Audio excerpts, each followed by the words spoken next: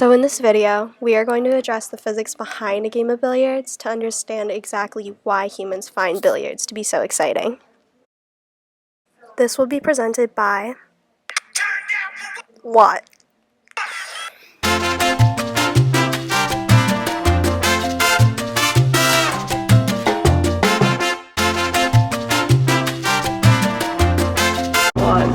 It's game day!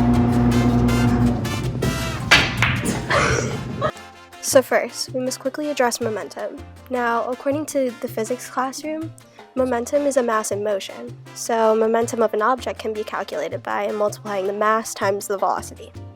This explains why the units are kilograms times meters per second. We must also keep in mind that momentum is a vector, so therefore the object's direction must be taken into account.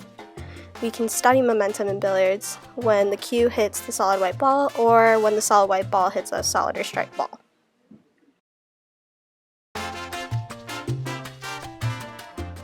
Since we now know the basis of momentum, we can now apply it to a game of billiards. Total momentum of a system is conserved, not lost. If you hit the cue ball to a string of balls, the momentum from the cue ball will transfer onto the first ball, then to the next, and to the next until it reaches the last ball. The last ball moves the furthest away while the other balls quickly return to rest.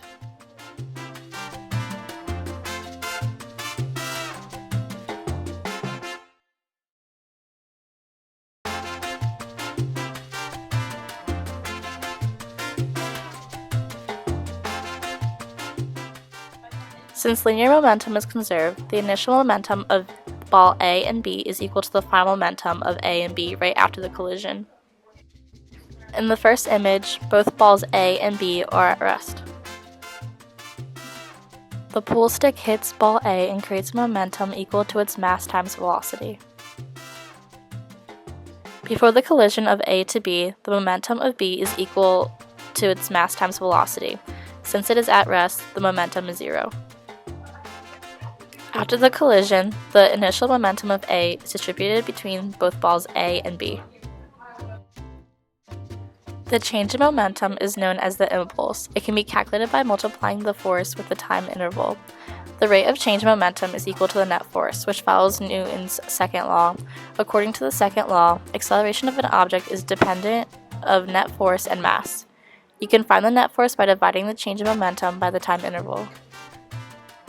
As seen in the video, when the cue hits the ball anywhere other than the center or the sweet spot, the cue ball will move depending to where the cue makes impact.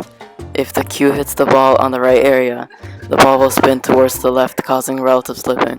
Hitting it to the left will cause the ball to spin to the right, and hitting the ball at the lowest point will end up bouncing the ball. There is not as much energy transferred to the ball as compared to hitting the ball directly in the center. Newton's second law states that an object in which a net force is present within the object will accelerate in the direction of the force. This occurs every time the cue hits the cue ball in the center.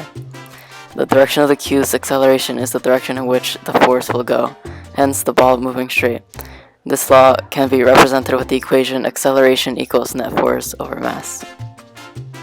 Newton's third law states that for every reaction, there is an equal and opposite reaction.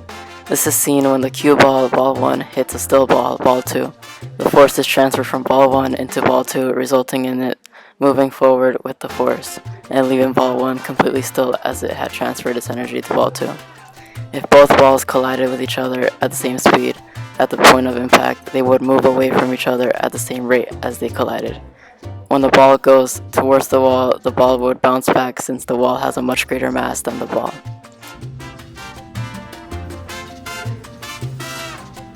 It's already recording.